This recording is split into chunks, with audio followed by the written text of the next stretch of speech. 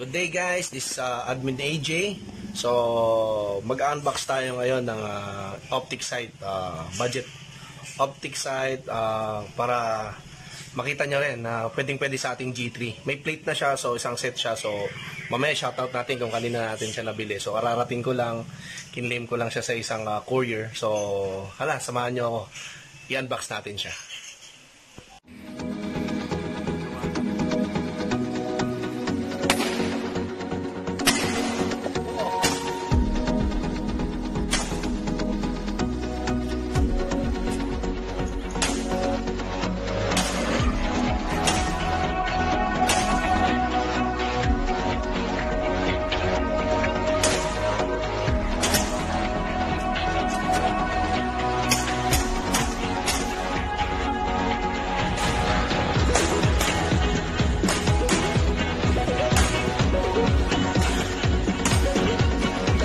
Guys, nandiyan na siya ang ating yan na, Derry Red Dot Sight para sa ating Taurus G3.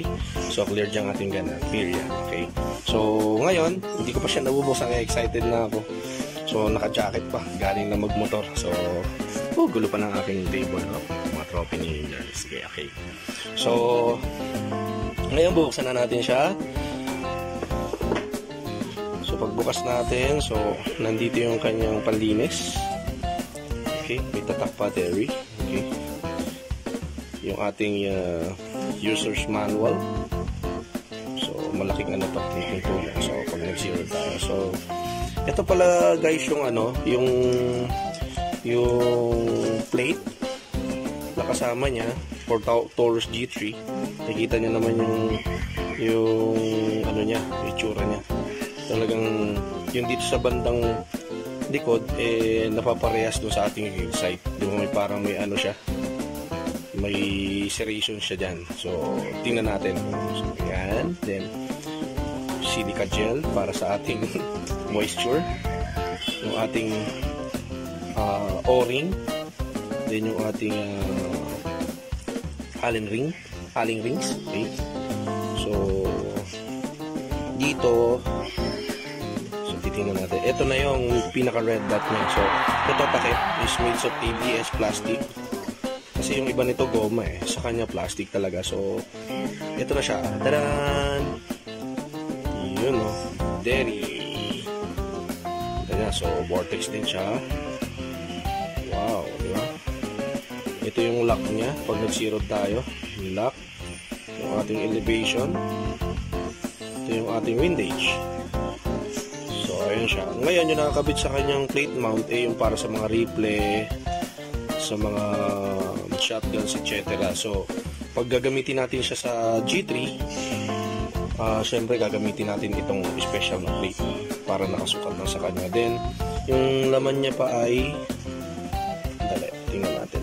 Meron ditong adjustment screw para sa pag-adjust ng sight. And then dito, yung target. Ito yung sa target. Okay, nilalagay ito doon sa target para pag nag-zero tayo, sa target siya nakalagay. Okay, ito yung makikita kung anong adjustment ang kailangan. Yan. Okay, third one, ito yung ating meron tayong coin.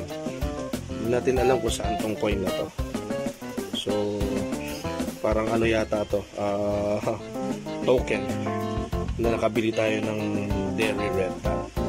So wala yatang kasama dito. Tingnan natin, wala na. So wala siyang kasama. So yan lang guys. So abangan nyo yung isang video natin na paglagay natin tsaka yung pag-zero natin. So syempre shoutout nga pala sa pinagkunan natin ito, pinagbilan natin, si Kuya Paul Conejos. Syempre legit na sa area, hindi ka pa nakakapagbayad, na-deliver na. Ganyan siya magtiwala sa ating mga parokyano.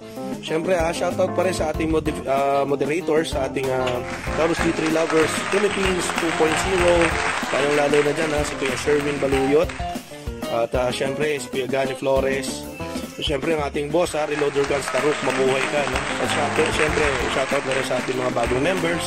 Maraming salamat.